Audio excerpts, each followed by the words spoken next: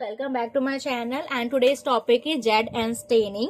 ZN stand for Jill Nielsen, okay? And it is a very important staining. बहुत ही important है microbiology में भी, साथ ही साथ में जहाँ पे हिमेटोलॉजी पैथोलॉजी लैब में भी बहुत ही इंपॉर्टेंट होती है, जहाँ पे भी हमको माइक्रोबैक्टीरियम ट्यूबरक्लोसिस टीवी को आइडेंटिफाई करना पड़ता है, वहां के लिए भी बहुत ही इंपॉर्टेंट स्टेनिंग टेक्निक है ZN staining, okay? And ZN staining use to identify the acid fast bacteria, okay? Special type का बैक्टीरिया होता है जिसको हम बोलते हैं एसिड फास्ट बैक्टीरिया। इस बैक्टीरिया के लिए हम स्पेशली टेक्निक का यूज करते हैं जो है ZN staining, okay? And acid fast bacteria का जो एग्जांपल है वो है माइकोबैक्टीरियम ट्यूबरक्लोसिस और माइकोबैक्टीरियम लेप्री। जो भी माइकोबैक्टीरियम्स होते हैं वो एसिड फास्ट बैक्टीरिया होते हैं और उस एसिड फास्ट बैक्टीरिया के लिए हम ZN स्टेनिंग का यूज करते हैं, ओके? सो इतना आपको समझ में आ गया है कि ZN स्टेनिंग एक जिल निल्सन स्टेनिंग है जो स्पेशली यूज किया जाता है एसिड फास्ट बैक्टीरिया के लिए, ओके? और एसिड फास्ट बैक्टीरिया का एग्जांपल कौन से होते हैं? जो माइकोबैक्टीरियम स्पीसीज होते हैं, ओके? अभी जो माइक्रोबायोलॉजी स्टूडेंट्स होंगे उनको पता होगा कि जनरली क्या किया जाता है कि ग्राम स्टेनिंग का यूज किया जाता है। आप सबको पता है कि ग्राम स्टेनिंग यूज किया जाता है फॉर आइडेंटिफाई स्टेनिंग पर्पज के लिए, आइडेंटिफाई करने के लिए बैक्टीरियाज को। तो इसमें ऐसा क्या होता है, या ये भी तो एक बैक्टीरिया है, बट एसिड फास्ट बैक्टीरिया में ऐसा क्या होता है कि हम उसको ग्राम स्टेन ना करके क्या करते हैं, जिल निल्सन स्टेनिंग करते हैं। तो अभी हम इसका प्रिंसिपल्स देखेंगे जो बहुत ही इंपॉर्टेंट है, ठीक है? बहुत इजी है, आप समझने की कोशिश करना, बहुत इजी है, okay? So ZN staining work because acid fast bacteria have a waxy cell wall rich in mycolic acid. For example कि ये है आपका बैक्टीरिया, ये माइकोबैक्टीरियम है, ओके? इस माइकोबैक्टीरियम के ऊपर, इसके अपर लेयर पे क्या प्रेजेंट है? वैक्सी लेयर प्रेजेंट है। और वो वैक्सी लेयर के अंदर क्या है? माइकोलिक एसिड से बना हुआ है वो। और ये माइकोलिक एसिड किसी भी स्टेन को अपने अंदर जाने ही नहीं देता, एक्सेप्ट कार्बल फ्यूजन या फिर जो प्राइमरी डाई हम यूज करते, या फिर जो स्टेन ZN में यूज किया गया है, सिर्फ उसी के वो ही स्टेन इसके अंदर जा सकता है। जो ग्राम स्टेनिंग के स्टेन है या एंडोस्पोर स्टेनिंग के स्टेन है या फिर कोई भी स्टेन है, वो इसके अंदर नहीं जाएगा। क्यों नहीं जाएगा? क्योंकि इसके ऊपर वैक्सी की लेयर है, ठीक है? वैक्सी लेयर होती है, इसलिए ये स्पेशल एसिड फर्स्ट बैक्टीरिया है और ये स्पेशली स्टेन होता है डिफरेंट टाइप ऑफ स्टेनिंग से, जिसे हम ZN कहते हैं, ओके? जब हम इसको एक बार स्टेन कर देंगे प्राइमरी डाई से, ठीक है? प्राइमरी डाई क्या होता है ZN में? Carpal fusion. जब हम इसको एक बार स्टेन कर देंगे तो ये अपना कलर फिर रिटेन नहीं करेगा, ठीक है? वो अपना कलर रिटेन कर लेगा और फिर लूज नहीं करेगा। अब इजी वे में समझने की कोशिश करिए। फॉर एग्जाम्पल कि ये हमारा एसिड फास्ट बैक्टीरिया है, ओके? इसके ऊपर ये माइकोलिक एसिड की लेयर है, वैक्सी की लेयर है। हमने इसका स्मेयर बनाया। स्मेयर बनाने के बाद हमारा जो प्राइमरी डाई है, जैसे ये है primary dye, carbol fuchsin pink colour का होता है, ओके? रेड पिंक ये होता है। अब हमने इसके ऊपर ये स्टेन डाल दिया, प्राइमरी स्टेन हमने डाल दिया, हीट किया, 5 से 10 मिनट 5 मिनट रखा।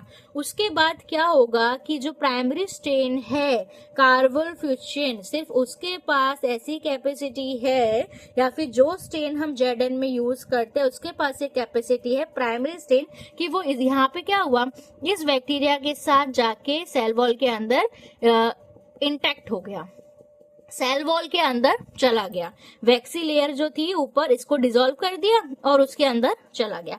अब हम इसमें सेकेंड स्टेप में जब हम एसिड अल्कोहल भी डालेंगे या डीकलराइजर डालेंगे या काउंटर स्टेन डालेंगे या बार बार इसको वॉश भी करेंगे, लेकिन इसको कुछ फर्क नहीं पड़ेगा, ओके? ये होता है specially principle of ZN staining. अभी हम इसके पढ़ने वाले हैं प्रोसीजर। बहुत ही इंपॉर्टेंट, बहुत ही इजी स्टेनिंग है, स्पेशली स्टेनिंग है माइकोबैक्टीरियम ट्यूबरक्लोसिस के लिए। इसका क्यों इंपॉर्टेंट है? क्योंकि इसमें waxy layer rich mycolic acid वाले बैक्टीरिया को इसमें स्टेन किया जाता है, ओके? ओके, चलो अब मैं इसका प्रोसीजर भी आपको बता देती हूँ। सबसे पहले आप सपोज करो कि एक स्प्यूटम आया है, माइक्रोबायोलॉजी लैब नहीं, पैथोलॉजी लैब का एग्जांपल से समझते हैं। एक स्प्यूटम आया है, ठीक है, एक कंटेनर है, उसमें स्प्यूटम है। डॉक्टर ने ऐसा सजेस्ट किया है कि आप अपने स्प्यूटम जो है, जो कफ होता है, उसको टेस्ट कराओ। पेशेंट को ऐसा टीवी जैसा लग रहा है। ओके, सो अभी पेशेंट आया है लैब के अंदर स्प्यूटम लेके, ठीक है। अभी हम इसका क्या करेंगे, सबसे पहले हम इसका स्मीयर बनाएंगे। ओके, ये ग्लास स्लाइड है, ग्लास स्लाइड के ऊपर हमने इसमें से सैंपल लिया। हम उससे भी ले सकते हैं, ड्रॉपर से भी ले सकते हैं। माइक्रोबायोलॉजी लैब में तो हम लूप से लेते हैं, ठीक है, माइक्रोबायोलॉजी स्टूडेंट को पता होगा, ऐसे लूप से लेते हैं।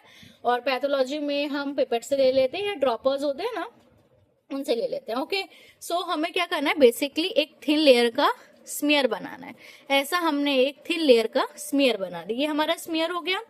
ओके, अभी स्मीयर के बाद क्या करना है हमें, स्मीयर के बाद इसको हम हीट फिक्स कर लेंगे। ओके, हमारा ये, हम इसको हीट फिक्स कर लेंगे।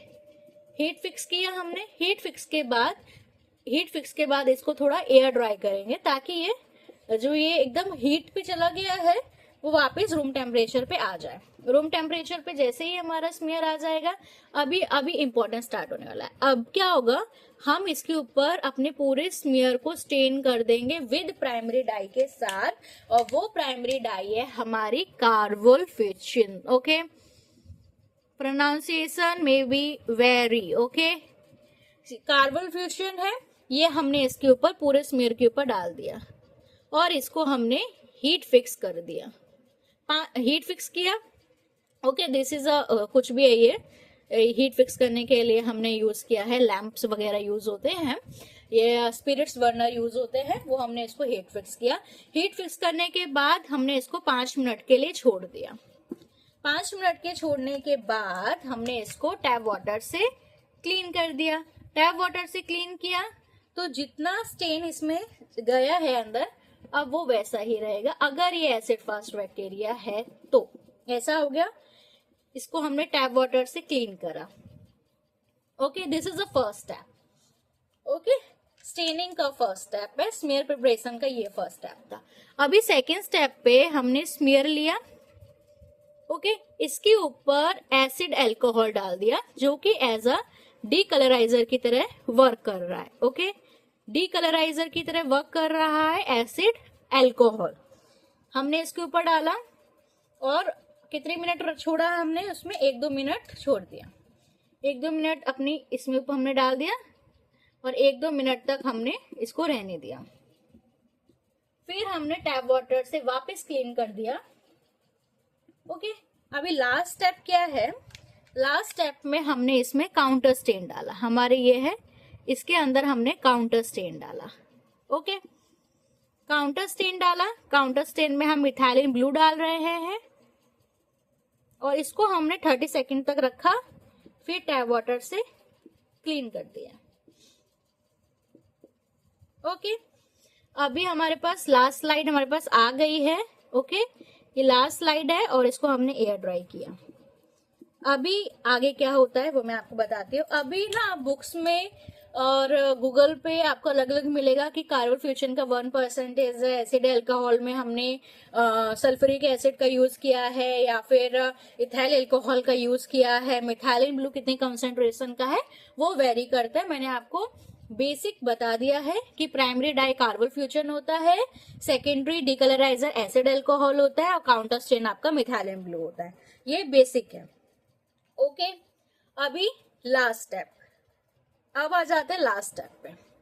फॉर एग्जाम्पल कि patient is a suffering from TV, patient को टीवी था जो हमने एज्यूम किया, तो क्या होगा कि इसका जो हमने स्प्यूटम्स पे स्मीयर बनाया है उसने प्राइमरी डाई जो कार्बोफ्यूचिन था उसको ही ले लिया, उसका डाई इसने अपने अंदर ले लिया। वो मैंने आपको प्रिंसिपल बताया हुआ है।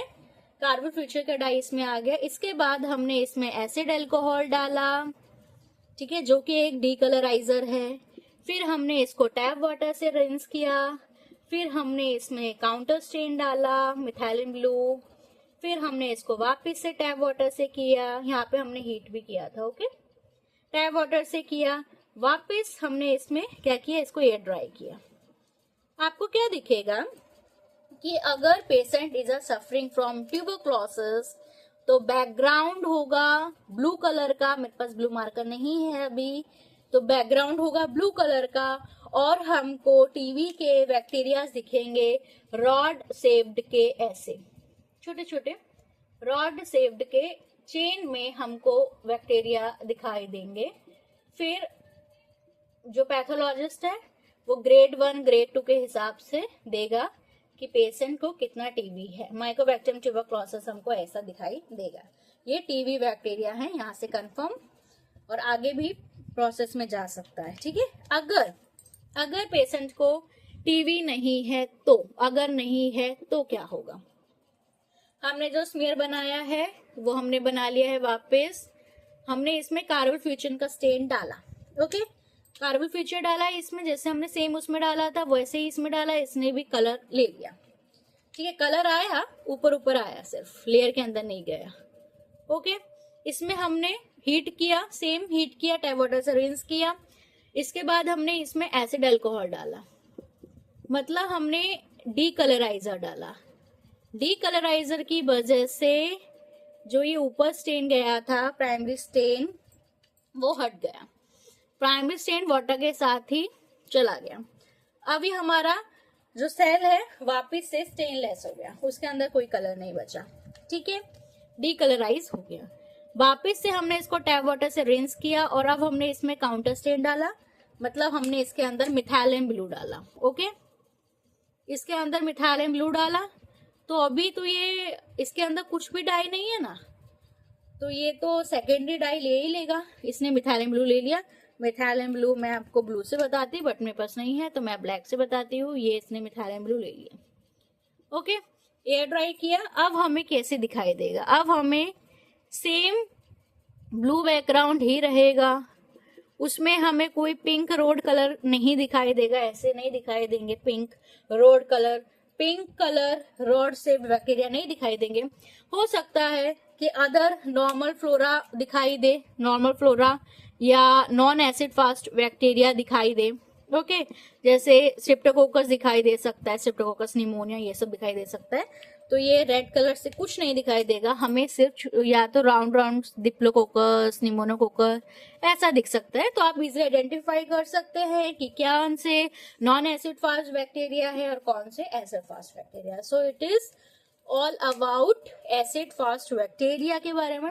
आप मेरे चैनल को सब्सक्राइब करो और अभी हम नेक्स्ट स्टेनिंग टेक्निक्स भी पढ़ने वाले हैं बहुत सारी। उसके बाद फिर माइक्रोबायोलॉजी के भी आप बताओ टॉपिक्स में आपको कौन कौन से पढ़ाऊं। सो लेकिन पहले चैनल को सब्सक्राइब कर लेना, एटलीस्ट मेरे 500 सब्सक्राइबर हो जाए तो मुझे भी थोड़ा मोटिवेशन मिले ताकि मैं रोज वीडियोस डाल सकूं और आपको अपना 110% दे सकूं। Thank you.